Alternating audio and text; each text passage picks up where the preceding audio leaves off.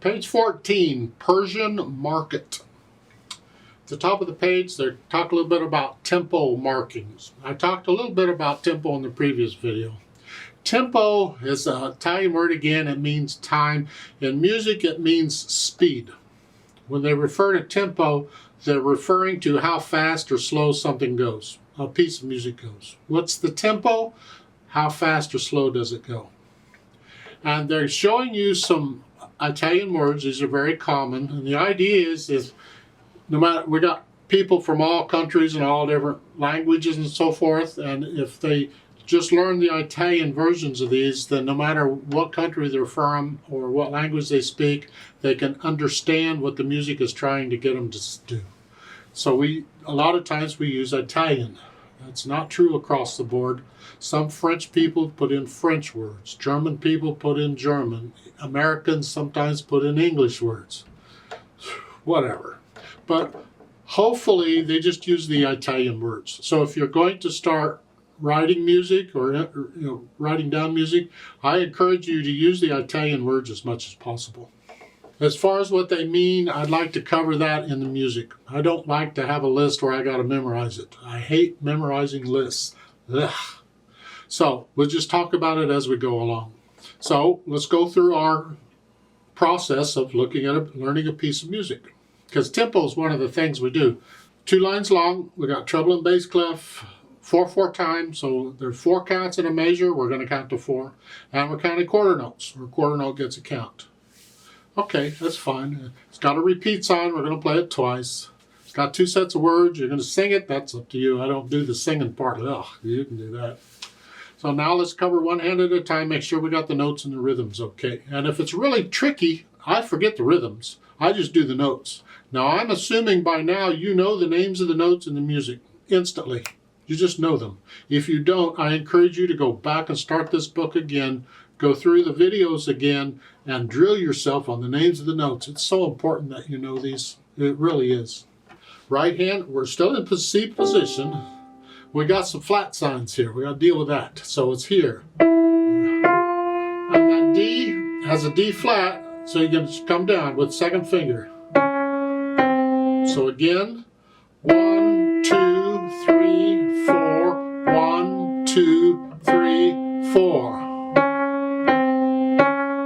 Yes, in the third measure, that D flat applies for the rest of the measure. So any other D's in that measure are also flat. So that other D is a D flat. But once you cross a bar line, get into another measure, then it doesn't apply anymore. Second line. 1, 2, 3, 4. 2 sounds a little weird, but okay. Left hand, well, C position still, and it's 1, 2, 3, rest. Well, remember I told you a dotted half note is the same as 3 quarter notes. Just memorize that. It's so much easier. That way, okay, here it's going to get 3 counts because the quarter note gets a count. All right. 1, 2, 3, rest. 1. And that's all the left hand does. You just got to love it. Ugh. They give another arrangement for the left hand at the bottom. I'll come back to that. Right now, we're just going to play what's written here. Put the hands together. It shouldn't be hard. The left hand's not doing anything. 1.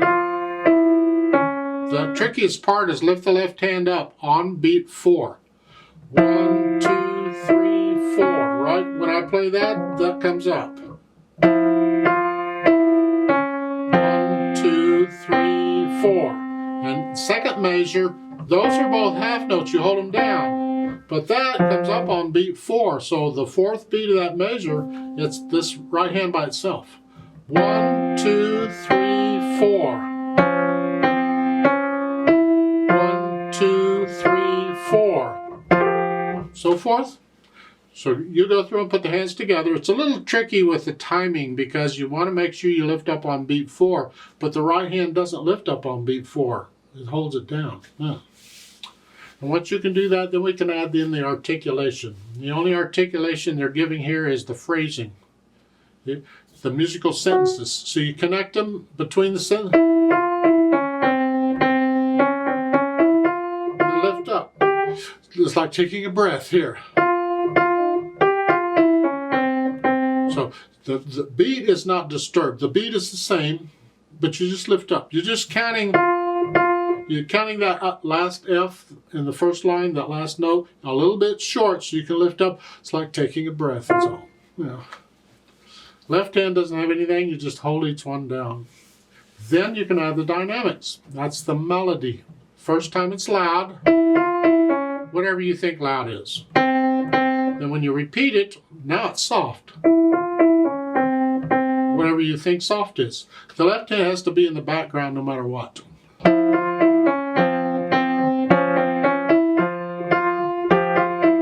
And the second time,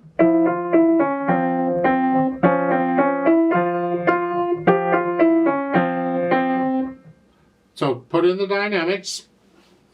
Then we add the tempo.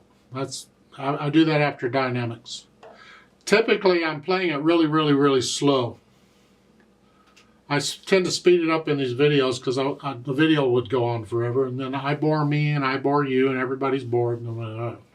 So now moderato, again, is an Italian word. It means moderate, which is kind of in the middle. It's not fast or slow, and it's a personal thing. What do you feel moderato is?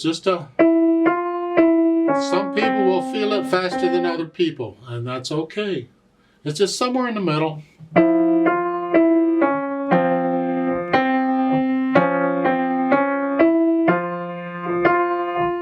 Now, you have to be accurate. All the right notes. The rhythm is accurate. That comes first. Don't play it faster than you can be accurate. Of course, moderato isn't fast anyway, so hopefully you can do that. Now, at the bottom of the page, they give you another accompaniment you can use in the left hand. So instead of these, I can do them all quarter notes of just a C and an F, back and forth, throughout the whole thing.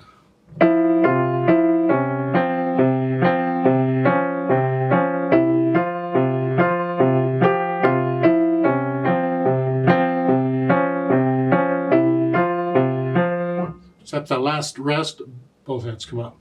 If you want to do that, that's fine too. I'll leave it up to you. Maybe the first time you do it like it's written, and the second time you do the... In fact, let's do the play with me really slowly, and I'll do that.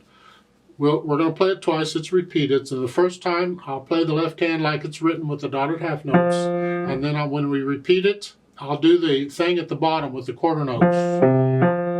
So you can hear both. You can do whichever you want. Not doing the louds and softs, but just the notes. Now there's one little gotcha. A gotcha is a thing that'll trick you if you don't, it'll get you. And that is if you're going to do this pattern at the bottom of the page for the left hand, connect it all the way through. Don't lift up at all until you get to the end for the last rest. You see in the right hand at the end of the first line, you're going to lift up for the phrase. So you hear that? Not the left hand. The left hand is connected. So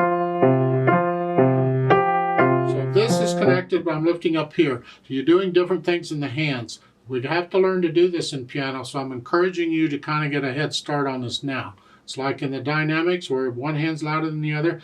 Well, the articulation can be different too. So you're lifting up with one hand but not the other. That takes time, it takes practice, but I'm asking you to give it a try here. And don't worry if you don't get it, it takes time, and I'll keep harping at you to get it eventually, so hang in there. So I'll give us 4 counts, let's try it. 1, 2, ready, go. 1, 2, 3, 4. 1, 2, 3, 4. 2, 3, 4. 1, 2, 3. Repeat.